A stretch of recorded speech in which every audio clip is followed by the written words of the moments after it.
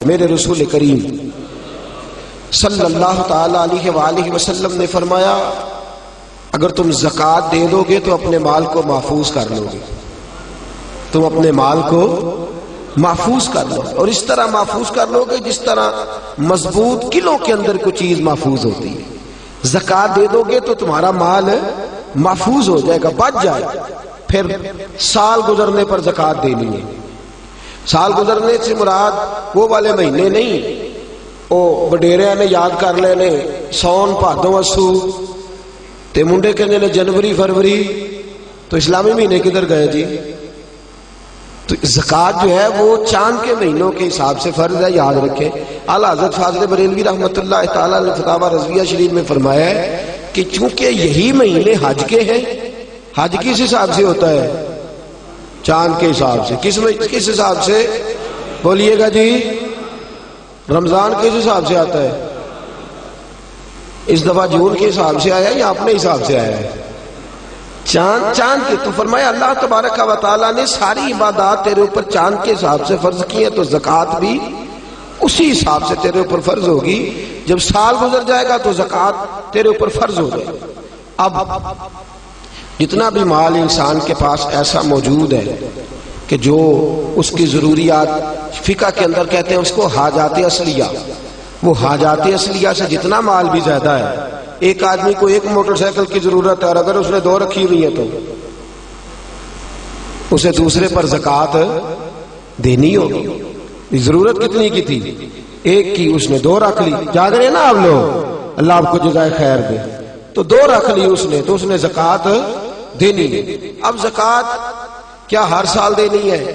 اگر ہر سال مال کے نصاب رہے گا، میں نے کہا تھا آپ کو تھوڑا سا توجہ کرنی پڑے گی، ہر سال وہ مال کے نصاب ہوگا اور سال کے شروع سے لے کر آخر تک اگر وہ مال کے نصاب رہا تو اس نے زکوٰۃ، درمیان کے اندر اگر کمی بیشی ہو گئی، یہ بات آپ نے غور سے سننی ہے۔ میرے پاس صدر الشریعہ مولانا امجد علی اعظمی رحمۃ اللہ علیہ خلیفہ اعلیٰ حضرت کتاب میں ساتھ رکھے ہوئے ہیں، ساتھ جو ہمارے ہاں انسائکلوپیڈیا ہے فقہ حنفی کا، میں بڑی باریک کر کے اور آسان کر کے مسائل فقہ آپ کی خدمت میں عرض کرنے کی کوشش کر رہا ہوں، سمجھیے گا بات۔ ایک شخص کے پاس پیسے موجود تھے، 10 لاکھ روپیہ پڑا تھا اس کے اکاؤنٹ میں۔ اب اس کے پاس یکم رمضان کو 10 لاکھ روپیہ تھا، لیکن درمیان میں وہ 9 بھی ہوا ہے، وہ 8.5 بھی ہوا ہے۔ جب اگلے سال کا یکم رمضان آیا تو وہ پھر 10 لاکھ ہو گیا، وہ چاہے 1 مہینہ پہلے ہو یا 1 منٹ پہلے ہو، اس نے اس کی زکوٰۃ۔ اب وہ یہ نہیں کہہ سکتا کہ میرے پاس تو درمیان میں 2-3 دفعہ کم بھی ہوا ہے تو سال تو گزرا ہی نہیں۔ ہاں، مال فی نفس سے ہی ختم ہو جائے، بالکل ختم ہو جائے، رہے ہی نہ۔ ایک دفعہ 10 لاکھ کا 10 لاکھ ہی چلا گیا، اس کی جیب میں کوئی شے نہیں بچی۔ اب جب نئے سرے سے 10 لاکھ آئے گا تو سال اس حساب سے کاؤنٹ کیا جائے، تو اس پر زکوٰۃ دینی ہے۔ ہاں، اگر اس نے قرض دینا ہے تو پہلے قرض ادا کرے گا، پھر وہ زکوٰۃ دے گا۔ زکوٰۃ دینے کی بات آپ کی سمجھ میں آ گئی؟ کتنی دینی ہے؟ نصاب کتنا ہے؟ ویلو پھر سونے دی گل ہی کر دیو، اللہ میں چاندی دی بھی کیتی ہے، 52.5 تولے چاندی یا 7.5 تولہ سونا، اس پر زکوٰۃ آئے گی۔ سال گزرنے کے بڑا آسان رکھا ہے شریعت نے اس نے، اور جو ضروریات سے زیادہ چیزیں ہوں گی اس پر زکوٰۃ آئے گی۔ اور مال تجارت پر زکوٰۃ آئے گی۔ سن لے، کس مال پر زکوٰۃ آئے گی؟ سارے بول دیں ایک دفعہ آپ کو یاد ہو جائے، کس مال پر؟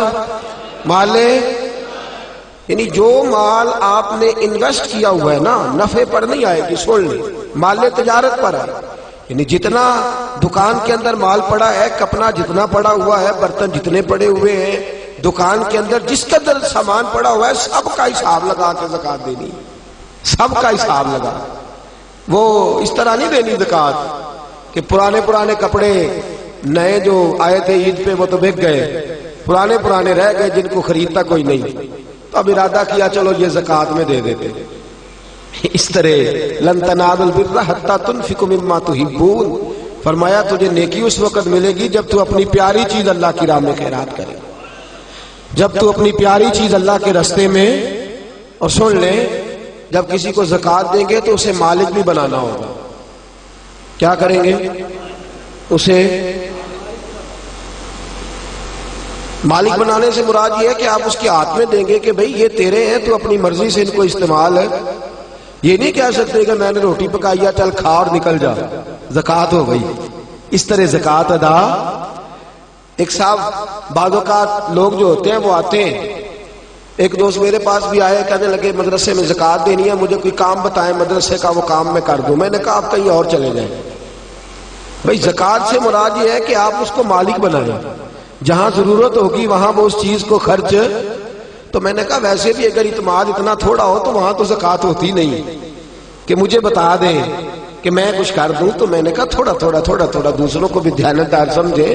سب نے دنیا سے جانا ہے، اللہ کی بارگاہ میں حاضر ہونا ہے، آپ کہیں اور چلے جائیں. ویسے بھی ہم نے تھوڑا رویہ اور طرح کا رکھا ہوا ان معاملات کے اندر، ہم ذرا ویسے ہی محتاط چلتے ہیں. تو عرض کرنے کا مقصد یہ ہے کہ آپ سامنے والے کو مالک بنائیں، اسے آپ مجبور نہیں کر سکتے. ایک مثال سنیے، اگرچہ کپڑے دینے سے زکوٰۃ ادا ہو جاتی ہے، لیکن ایک آدمی کے پاس کپڑے تو ہیں، دوائی کے پیسے نہیں. آپ اسے زکوٰۃ دیتے ہیں، کہتے ہیں کپڑے خرید لے. اسے کپڑوں کی ضرورت ہے کہ دوائی کی؟ وہ بغیر دوائی کے اٹھ ہی نہیں سکتا چارپائی سے. آپ نے اسے پابند کر دیا ہے کہ تو نے کپڑے لینے ہیں، تو وہ کیا کرے گا؟ تو آپ اسے مالک بنائیں. اور پھر شریعت کہتی ہے کہ مستحب یہ ہے کہ ایک کو زکوٰۃ زیادہ دو تاکہ اس کا کچھ بن جائے. بلکہ حضرت عمر بن عبدالعزیز تو فرمایا کرتے تھے کس کو زکوٰۃ لگتی ہو تو اتنی دے دو، اتنی دے دو کہ اگلے سال وہ خود زکوٰۃ دینے کے قابل ہو جائے. یہ جو بانٹنے کا طریقہ ہے نا 100 کر کے، وہ فقیر ساری زندگی، اور میں اکثر کہتا ہوں مانگنے والا بھی ساری زندگی اسی چکر میں رہتا ہے، اسی چکر میں. حاجی صاحب نے اس دفعہ آٹے کا توڑا دیا تو جاتی دفعہ کہتے ہیں اگلے سال بھی ساڈا خیال رکھے گا. او خدا کے بندے، اگلے سال بھی تیرا یہی پروگرام ہے مانگنے کا ہی، تو یہ دعا کیوں نہیں کرتا کہ یا اللہ اگلے سال مجھے دینے کی توفیق عطا فرما، مجھے ہمت دے، اگلے سال میں دینے لگ جاؤں. تو زکوٰۃ آپ سامنے والے کو مالک بنائیں اور ضروریات سے زیادہ حساب لگائیں. ہر شے سن لیں، جو بچی کے لیے آپ نے جہیز بنا کے رکھا ہوا ہے اس پر بھی زکوٰۃ آئے گی، آپ نے اس پر بھی زکوٰۃ دینی ہے. آپ نے اپنے مکان کے لیے پیسے رکھے ہوئے ہیں کہ میں نے مکان خریدنا ہے، خرید لیں گے تو زکوٰۃ نہیں آئے گی، اور جب تک خریدتے نہیں اس وقت تک زکوٰۃ آئے گی. اللہ تبارک و تعالیٰ نے جو قاعدہ ہمارے لیے بیان فرمایا ہمیں اس قاعدے کو ہمیشہ یاد، اور باریک حساب کریں زکوٰۃ کا، باریک حساب کریں. ایک آنا بھی پیچھے نہیں بچنا چاہیے، زیادہ سے زیادہ دیں، زیادہ سے زیادہ دیں. ہم لیتے وقت حساب باریک کرتے ہیں اور دیتے وقت کون سا کرتے ہیں بھلا؟ موٹا موٹا. جی وہ کیا ہوتا ہے جی؟ وہ موٹا موٹا تو چاہیے تھا نا ذرا موٹا موٹا ہوتا ہو، لیکن وہ ہم کام نہیں کرتے. باریک حساب کریں. فرض جو ہوتا ہے نا، فرض دیکھیں ایک شخص کہتا ہے میں موٹا موٹا کر کے عشاء کی نماز پڑھ رہا ہوں، کتنی رکعتیں پڑھی ہیں؟ کہ مجھے یاد ہی نہیں، تو نماز ہو گئی اس کی. اسے پتا ہونا چاہیے میری انویسٹمنٹ کتنی ہے، میرے ضروریات کتنی ہیں، اور میں نے کتنے پیسے میں بچاتا ہوں، مجھے ان پر زکوٰۃ دینی ہے. زکوٰۃ دینی کس کو ہے یہ سن لیں. یہ قرآن مجید نے 10 لوگ بیان کیے ہیں، لیکن ان میں سے کچھ ایسے ہیں جن کو اب زکوٰۃ نہیں دی جا سکتی، زکوٰۃ دی نہیں جا سکتی. مثلا ایک قرآن مجید نے مؤلفۃ القلوب بیان کی ہے، جو لوگ نئے کلمہ پڑھتے ہیں ان کی تالیف قلب کے لیے ان کو ان کے گھر والے خاندان والے نکال دیتے تھے، ان کو بھی زکوٰۃ دی جا سکتی تھی تاکہ وہ اپنے پیروں پر کھڑے ہوں. ایک زکوٰۃ دی جاتی تھی رقاب کو قرآن کہتا ہے، یعنی غلام آزاد کرانے کے لیے، وہ بھی معاملہ اب ختم ہو گیا. اب زکوٰۃ کس کو دیں گے؟ ایک زکوٰۃ لگے گی مسکین کو، فقیر کو اور مسکین کو.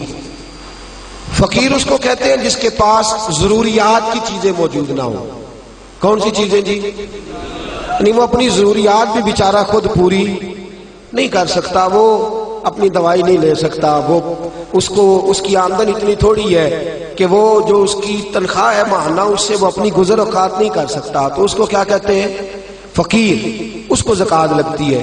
مسکین اس کو کہتے ہیں جو اتنا غریب ہو کہ صبح کی روٹی ہو اور شام کی روٹی بھی اس کے پاس موجود نہ ہو، اس کو بھی زکوٰۃ لگتی ہے. پھر اس کے بعد جو عاملین زکوٰۃ ہوتے ہیں، یعنی جن کی ڈیوٹی ہوتی ہے زکوٰۃ اکٹھی کرنے کی، ان کو بھی زکوٰۃ میں سے تنخواہ دینا جائز ہے. جو عاملین مقرر کیے جاتے تھے نا، اب تو اتنی زکوٰۃ اللہ خیر کرے ہوتی کافی زیادہ ہے، میرا خیال ہے دیتے نہیں لوگ ساری، تو زکوٰۃ کٹھی کرنا، اس کا پھر حساب کرنا، پھر اس کو تقسیم کرنا، تو ایک آدمی مستقل چاہیے ہوتا تھا اس کام کے لیے۔ تو عاملین زکوٰۃ جو ہوتے تھے ان کو بھی زکوٰۃ میں سے تنخواہ دی جاتی تھی۔ نبی پاک صلی اللہ تعالی وسلم نے دی ہے، صحابہ نے دی ہے، قرآن نے اس کی اجازت دی ہے، ان کو بھی زکوٰۃ لگتی ہے۔ اسی طرح ایک قرآن مجید نے شخص بیان کیا جس کو غارم کہتے ہیں، یہ آپ نے بڑی توجہ کرنی ہے، اس کو خاص کر سننا۔ غارم وہ شخص ہوتا ہے جو مقروض ہوتا ہے، اور میرے نبی پاک صلی اللہ علیہ وسلم نے فرمایا مقروض بھی قیدی ہوتا ہے، تو اس مقروض کا قرضہ ادا کرنے کے لیے بھی زکوٰۃ دینا جائز ہے، اس شخص کو بھی زکوٰۃ لگ جاتی ہے، وہ بھی مستحق زکوٰۃ ہے کہ اس طرح قرض میں پھنس گیا ہے کہ دو قسم کے مقروض ہوتے ہیں، ایک وہ ہوتے ہیں جتنا مارکیٹ میں دینا ہوتا ہے اس سے زیادہ لینا بھی ہوتا ہے، اس کو آپ غارم نہیں کہتے، اس کا تو کاروبار ہے، وہ چل رہا ہے، دے رہا ہے، لے رہا ہے۔ لیکن کچھ ایسے غارم ہوتے ہیں جو پھنس گئے ہیں، الجھ گئے، ان کا کاروبار ڈوب گیا ہے، سرے سے بیچارے الجھ گئے، ان کو آپ زکوٰۃ دیں، ان کو نئے سرے سے میدان کے اندر کھڑا کریں۔ بعض اوقات ایسے اچھے بزنس مین ہوتے ہیں ملک کے اندر، ایسے اچھے کاروبار کرنے والے لوگ ہوتے ہیں، لیکن کسی وجہ سے الجھ جاتے ہیں، کسی وجہ سے الجھ جاتے ہیں، دیوالیہ ہو جاتے ہیں، لوگ ان پر پھبتیاں کستے ہیں، مذاق اڑاتے ہیں، الزامات لگاتے ہیں، لیکن یہ نہیں دیکھتے کہ بھائی تجارت وہ کر رہا تھا، وہ شخص الجھ گیا کسی وجہ سے، اس کو آپ زکوٰۃ دیں، اس کو زکوٰۃ دیں۔ حضرت وہب ابن منبہ رحمۃ اللہ تعالی علیہ فرماتے ہیں سب سے زیادہ زکوٰۃ مقروض تاجر کو دو، اس لیے کہ تاجر ریڑھ کی ہڈی ہوتا ہے، اگر وہ کھڑا ہو جائے گا تو معاشرے میں کئی اور لوگ بھی کھڑے ہو جائیں گے، کاروبار ہوگا، فیکٹریاں لگیں گی، لوگوں کو روزگار ملے گا، تو سب سے زیادہ مقروض آدمی کا خیال رکھا جائے۔ پھر اس کے بعد فی سبیل اللہ، ایک ابن سبیل ہے، ابن سبیل کہتے ہیں مسافر کو، یعنی ایسا شخص جو گھر سے نکل آیا ہے، اس کے گھر میں مال بہت زیادہ تھا لیکن مسافر ہو گیا، جس جگہ وہ موجود ہے اس جگہ اس کے پاس پیسے موجود، ہاں اب یہ مسافر بھی مسافر نہیں رہے، اب تو 1 منٹ لگتا ہے، ایزی پیسے سے ہر چیز آ جاتی ہے، آن لائن ہو جاتی ہیں ساری چیزیں، تو یہ بھی اب حکم باقی۔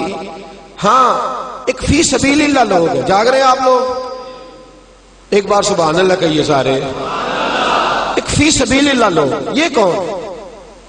یہ مجاہدین اسلام ہے، وہ آدمی کھاتا پیتا ہے، ہٹا کٹا تگڑا ہے، لیکن جہاد کے لیے جا رہا ہے، اور اس کے پاس نہ گھوڑا خریدنے کے پیسے، نہ زرہ لینے کے، نہ تلوار لینے کے، اس کے پاس سرمایہ۔ اب آپ اس کو زکوٰۃ دیں گے اور یہ نہیں کہیں گے تو ہٹا کٹا ہے، تجھے کیسے لگ گئی؟ شریعت کہتی ہے کہ اس کو زکوٰۃ لگے گی، اس کو زکوٰۃ دیں گے۔ اسی طرح جو آدمی دین کے لیے وقف ہو جاتے ہیں، طلباء جو دین کے لیے وقف ہو جاتے ہیں، توجہ ہے آپ حضرات کی، قرآن مجید نے کہا کہ ایک جماعت ایسی ہونی چاہیے جو وقف ہو جائے، ڈیوٹی کرے، سن لے کان کھول کے، پھر کہے سبحان اللہ، سارے بولیے۔ یہ جگانے کے لیے کہہ رہا ہوں، داد لینے کے لیے نہیں کہہ رہا، اس میں فرق ہے دونوں چیزوں میں، یاد رکھ۔ اثر کرے نہ کرے سن تو لے میری فریاد، نہیں ہے داد کا طالب یہ بندہ ہے آزاد۔ ایک فی سبیل اللہ وہ لوگ، وہ طلباء جو دین کے لیے وقف ہو جاتے ہیں، دین کا کام ہمہ پہلو ہے، یاد رکھ لیں، یہ مکمل ڈیوٹی مانگتا ہے، بلکہ اگر کوئی ہماری طرح نہیں، کوئی صحیح دین کی ڈیوٹی کرنے والا شخص ہو تو کم از کم ایک دن کے اندر 18 گھنٹے چاہیے دین کا کام کرنے کے لیے، یہ تھوڑا سے تھوڑا وقت ہے، ہمہ پہلو ڈیوٹی دین مانگتے ہیں، ہمہ پہلو۔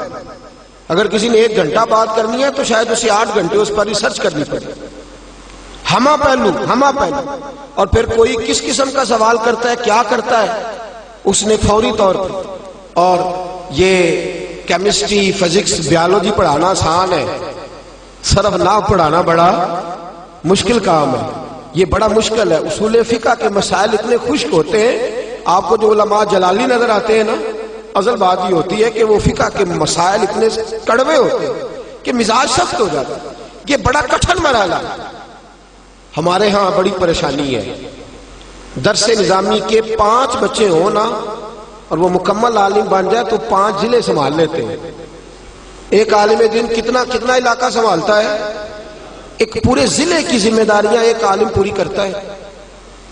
لوگوں کے فقہی جزوی روحانی مسائل تک جو جامع شریعت اور طریقت لوگ ہوتے ہیں وہ تو ڈبل ڈیوٹی کرتے ہیں عام آدمی سے. وہ ورد وظیفے کی ڈیوٹی بھی کرتے ہیں, روحانی تربیت کی بھی اور دوسری بھی. ہمارے ہاں اس وقت جو سب سے بڑا المیہ ہے وہ یہ ہے, لوگ کہتے ہیں مولویوں کا دی زکات دئیے بھی اجیتے ماڑے نو دیاں گے. وہ خدا کے بندے, مدارس دینیا کے اندر جو بچے آتے ہیں وہ آتے ہی غریب گھروں کے. ہمارے پاس یتیم بچے ہوتے ہیں, اکثر ایسے بچے ہوتے ہیں جو اسکول کی فیس نہیں ادا کر پاتے, وہ یہاں آ جاتے ہیں. اور اتنی قسم پرسی کا عالم ہے, اتنی قسم پرسی کا عالم ہے. میں کسی اور کی بات نہیں کرتا, اپنی بات کرتا ہوں. ہمیں بعض اوقات چوتھے پانچویں سال میں بچے بھیجنے پڑتے ہیں, سرمایہ ہی نہیں ہے. ایک بڑے معتبر عالم کو بٹھا کے اس سے تربیت دلانے کا اتنا سرمایہ ہی نہیں ہے. لاکھوں روپیہ ماہانہ خرچ ہوتا ہے, بچوں کی فیسیں ہیں, کتابیں, لیکن لوگ اس جانب توجہ. ویسے بھی اللہ خیر کرے, سنیوں نے خرچ ہی بڑی جگہ پہ کرنے ہیں, عرس پہ بھی دینے ہیں, نعت خاں کو بھی دینے ہیں, قوال کو بھی دینے ہیں, اور بھی بڑی جگہ ہیں. مفتی احمد یار خان صاحب فرماتے ہیں خرچ نجدی بر علوم و درس گاہ اور خرچ سنی بر قبور و خان کا. کہتے ہیں بد مذہب ساری زندگی علم اور درس گاہ پہ خرچ کرتا ہے, اور سنی اللہ خیر کرے تو مزار ہی پکے کراتا رہتا ہے. وہ گنبد ہی نیا بنتا ہے, اور ابھی بابا جی نے دفن ہونا ہوتا ہے اس سے پہلے ہی انہوں نے سنگ ماربل لگوا لیا ہوتا ہے. وہ خدا کے بندے, ہو سکتا ہے تو مدینہ ہی مر جائے, وہاں گیا عمرے پہ وہیں رہ جائے. یہ کس قسم کا مزاج ہم نے اپنایا؟ ہماری درسگاہیں ویران ہیں, علماء کی کتابیں لکھی بھی پڑی ہیں, چھاپنے کو سرمایہ نہیں. حالات دگرگوں ہیں. دین کا کام کرنے والے کچھ لوگ تو ایسے ہیں میری طرح جو دو چار جملے بول دیتے ہیں عوام میں آ جاتے ہیں,